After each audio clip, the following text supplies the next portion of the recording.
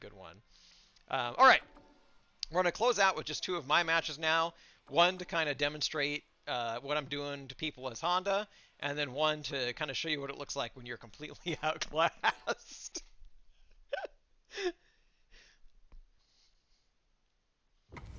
And for my matches, I'm not going to watch them twice. We'll just do the analysis live, because I remember these matches well enough. I don't need time to process them for the most part.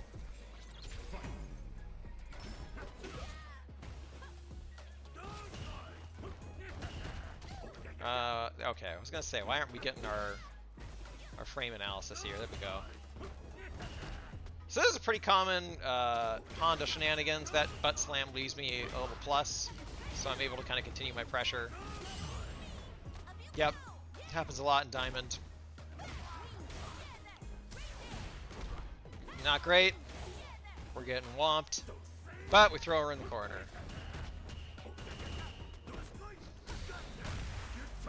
Yep, hate to see it. This is one of the big problems with Lily, is a lot of her buttons have long animations, and so, you know, you just get blown up a lot. And we're gonna get the big boy combo here. Into the command throw.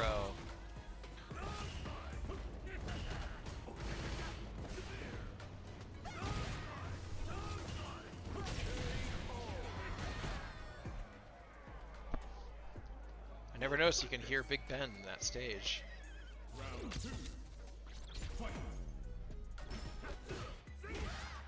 Yeah, so this right here, if you block this from Honda, it leaves him at a huge disadvantage. So going for this third hand slap is really only typically a good idea if the first 2 hit. But here, I'm kind of trusting on them to try to do something between, and it works.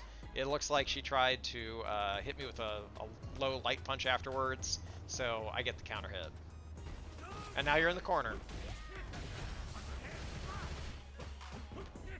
So right here, something a lot of players, even at Diamond, don't recognize. Right there, I'm -3 at the end of that. So technically, it's your turn. I think a light punch would have caught me here, especially because I'm pressing a button right afterwards.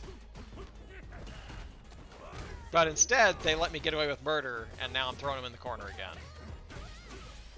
On the flip side, this leaves Honda at +2, which means that almost all of Honda's buttons are going to beat yours unless you're doing a reversal.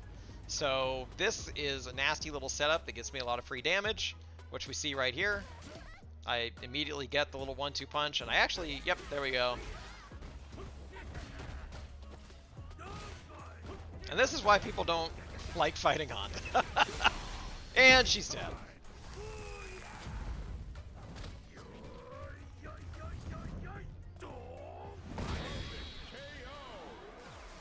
Alright, well, that was a fun little bit of showing off.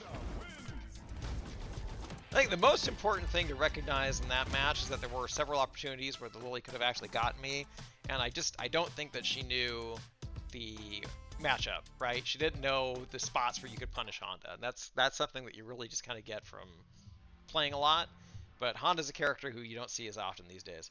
Now let's watch Joey, the best Manon player in the world currently, completely wreck me. And let's see if we can identify where I went wrong, right? Because there are a lot of places. So Joey is someone who does know the matchup, knows it quite well. Maybe really good. Maybe enough to be the, what, I think 91st best player in the world right now? So I love this, watching Joey just go ham at the start of the round. Look at all those inputs. So right away, Joey recognizes I'm going for, this is a very typical opening that I do, is we do the head slam, and then you can see I'm already holding down back. And we're going to go for the the butt slam. But Joey has seen that shit, knows what the fuck's up there, and so I get hit with the medium punch, because it's technically not a true string, right? Like, there's a huge window right here where you can do something. And so Joey sees that, and now I'm going to get blown up.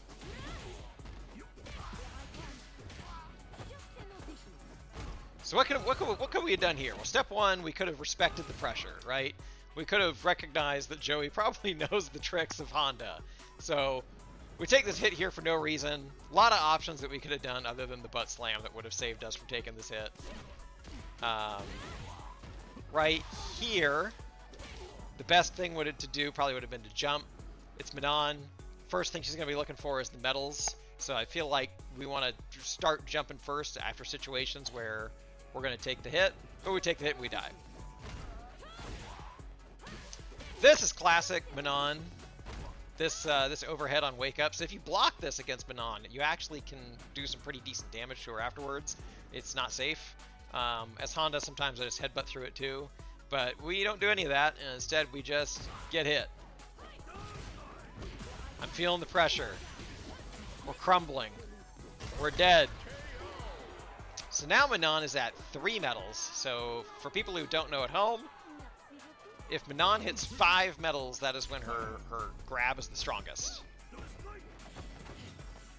So this was actually not a bad idea on my part, because it kind of was a fake out.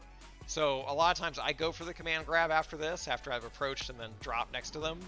But Manon gets it first. And now I'm in the fucking mix. So this is a terrible, terrible decision on my part. Of all the things that we've seen in this matchup, this was the worst decision. So Honda's EX headbutt is kind of his reversal, but it's not really a reversal. Because it's not invincible on startup, it just has armor.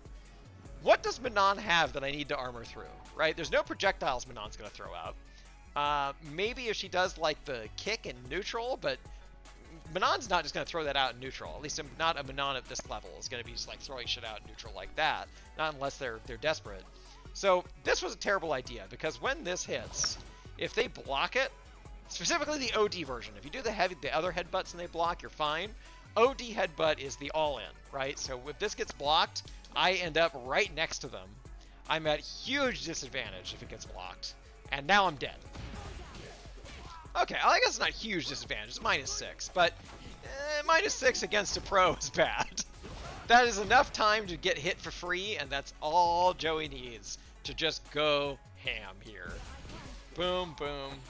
Into the grab again. So that's another situation where jumping would have helped.